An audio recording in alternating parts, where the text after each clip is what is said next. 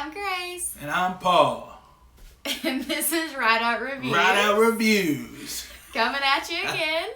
So today we're going to be reviewing the movie Child's Play. Child's Play. Yeah, it was scary. I don't do scary movies like ever. And somehow he suckered me into going to watch it. She did a good job. She did a good job. And only for you guys is the reason why I went and saw it. So, everybody, cheers to Grace. Thank you. I survived. I did do this about 10 times, but it's okay. I made it. So, to give you guys a little bit of a background of what the movie is about, it is about this series of dolls that's made, and unfortunately, one of the dolls has like a malfunction in it, and it kind of gives the story of that in the beginning. So basically that doll gets returned to a store that a single mom works at. The single mom then suckers her boss basically into letting her take it home for her teenage kid. And so she gives the doll to him for an early birthday present. Lo and behold, not knowing that that doll had the malfunction and therefore was evil. Yeah. So the rest of the movie basically just shows a series of events of how evil this doll is. Yeah. And it's scary, to say the least. Dog is. Ooh. Yeah. This movie, man, it's a remake of the original Child's Play, and so there are a little bit of differences in it. The difference of this one versus the other one is that this one is the AI, like Grace said, and the other one was actually the soul of a serial killer that got implanted into the doll. So this movie makes sense that the AI could go about doing these atrocities because it's just reacting on human emotion as well as what it sees on TV, what it hears, and what its owners are telling it to do. There's a scene where he's like, stab, stab, stab, stab. So he's learning all these things. And because at the beginning of the movie it shows him taking out all of these safety protocols of this doll, then it can't not do what it's not supposed to do. Right. So it can react in any way possible. So I got hooked into the movie because it made sense, man. I thought that it worked. Plus, there was other things in it too as well. You could feel for the different characters, especially the kid that I was saying the mom gave him the doll. He didn't really have any friends, and so when he finally got this doll, he finally felt like he had something that cared about him. Yeah. And then, there were other characters that I didn't want to die that died, and I was like, why would you kill that person? I know, that person was so sweet too. It was like, man, that's so awesome. And then they are taken out. Yeah. They were taken out pretty brutally. Cool. Yeah, it was cool. Brutal, she says, but it's like, it was not cool. It was awful. So what did you think about the movie? What was your rating? My rating, I think, would be a 2. I didn't think it was like just a super awesome movie, so I would give it a 2. So for me, I give it a 3 because I thought that the ending fell apart. The beginning, the first 2 acts, man, were awesome. I thought that they actually gave me a reason to get hooked into it, like the emotional beats, but also it seemed like, this could really happen. And the way it plays it out makes sense. But then it just started showing the dolls doing things that are impossible. It showed some things in the end of the movie that I thought there's no way that doll could do that. It was just ridiculous. Yeah, way over the top. Yeah, so it got way over the top. And I think they probably wanted that to happen because they thought you'd be so sucked into the movie, but it really just took me out of the movie. Yeah. I remember telling Grace, man, that can't happen. Look at these things. So dumb. Dolls are biting people and people are like, And I was like, that ain't gonna happen. That's blood spurting everywhere. Yeah, from the doll's teeth. Like, come on, dude. Yeah. It barely can open its mouth up. So right.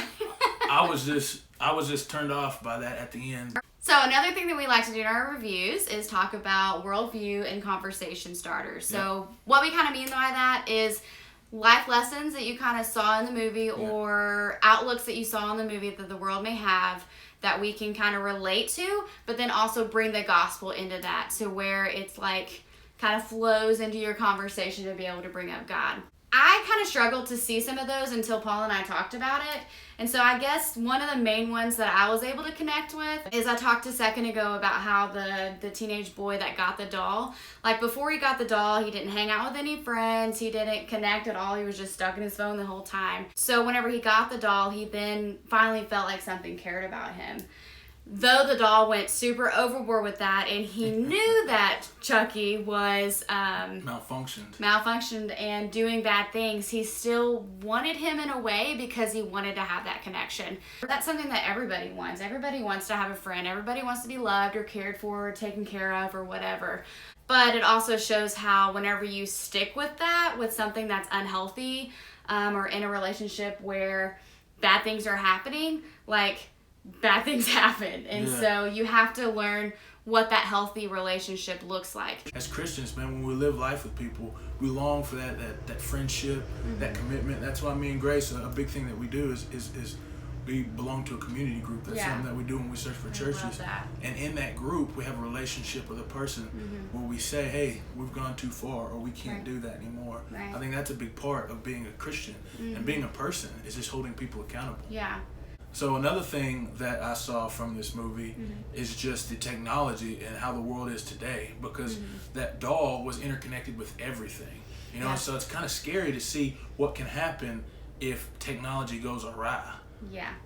Our world today has Alexa, Google Home, Siri, and all these functions are interconnected with each other. And what if something happens? And besides that, it's also the personal information that we have. Privacy. Or, my privacy. And so what degree or how far will that go with information that's let out there in this world?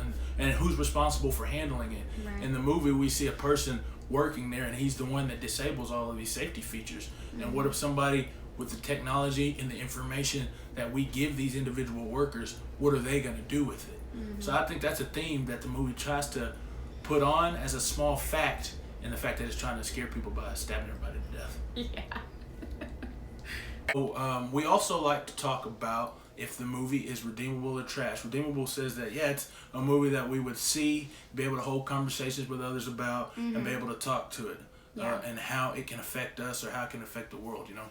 And also we have trash, which means that even though there may be some things in it that we could talk about, it's really not worth watching to get that information. There's better ways to get that information, to talk about the information with your children or with people at work or groups or anything like that. And I think that's a category I would put it in. I would put it in the trash category simply because... Trash! Simply because there, like we said, was some good life lessons in it, but not life lessons that you can't get from better movies that have way less gore, way less violence, way less language, you know, than this one. I think that the things that we talked about out of the movie could be found in better ways than watching this movie and talking to others about it. And if others talk about the movie, which I don't think they will because it's just not super impressive. So I don't think that it is. Matter of fact, that makes me want to change my rating to 2.5. Down that 0.5, we just can't get to that 3. It's not fresh. It's not good. So, but that's our review. If you have anything that you would like to say about the movie and how you actually thought maybe it is redeemable because there's qualities in the movie that me and Grace didn't see, man, put that in the comment section. And if there's any other movies that you would like us to actually review or look at, because you've seen a lot of like great things that we can talk to brothers and sisters in Christ or our children or the lost and be able to relate to them in a gospel way. And you think that's a good movie, man, put that in the comments too. And even ones that you haven't seen that you just want to know, you know, how can I talk to people about this? Or is it worth seeing to be able to talk to them about it? Because you're on the borderline about it. Make sure you hit that like button too and ring the bell so you guys know whenever we have a new movie or a new review out. And then also, did you say subscribe or did you say like? I think I said like, so subscribe as well. Subscribe. Do it all so that you could be up to date with what we're doing. On Rideout Reviews, man. We thanks y'all for listening. See you in the comments. Peace.